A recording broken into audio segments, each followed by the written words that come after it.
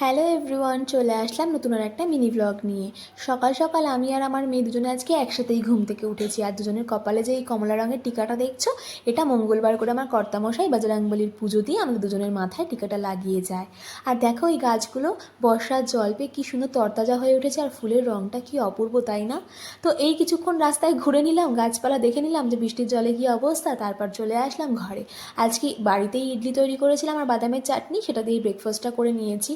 আর তারপর আমার মেয়ে কিছুক্ষণ খেলা করছে, ততক্ষণ আমি ঘরের কাজগুলো করে নিয়েছি। যেমন ভাত বসিয়ে দিয়েছি, ঘরটা মুছে নিয়েছি, কয়েকটা কাপড় জামা কাচার ছিল, বাসনটা মেজে নিয়েছি। তারপর ভাবলাম গাছের টক আমড়াগুলো বেশ বড় বড় হয়েছে, কয়েকটা পেরে নিয়ে এসে আজকে টক ডাল বানাবো। তাই ছাদে গিয়েছি, আর মেঘলা মেঘলা ওয়েদার বলে ছাদে মেয়েকে ছেড়েও দিয়েছি, ও কিছুক্ষণ খেলা করছে ঘুরে, আর আমি আমড়া পেরে নিয়ে চলে এসেছি। আর এই যে লাইটটা দেখো, এটা আমার ফল সিলিংয়ে লাগানো ছিল, সেটা খুলে পড়ে গেছে, তাই আমি এই শোকেসের গায়ে সেট করে দিয়েছি। কি দারুণ দেখতে লাগছে গো, সামনে থেকে বেশ একটা পজিটিভ ভাইবস আসে জানো তো এই লাইটটা জ্বালালে। আর তারপর সন্ধেবেলা পাশের একটা বনুর জন্মদিন ছিল, জন্মদিন বলতে ছোট্টখাট্টো পার্টি, মানে ওরা আর আমরা।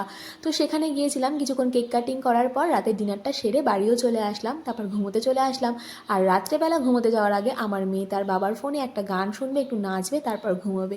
তো আজকে এতটুকুই, আবার নেক্সট ভিডিও নিয়ে খুব তাড়াতাড়ি দেখা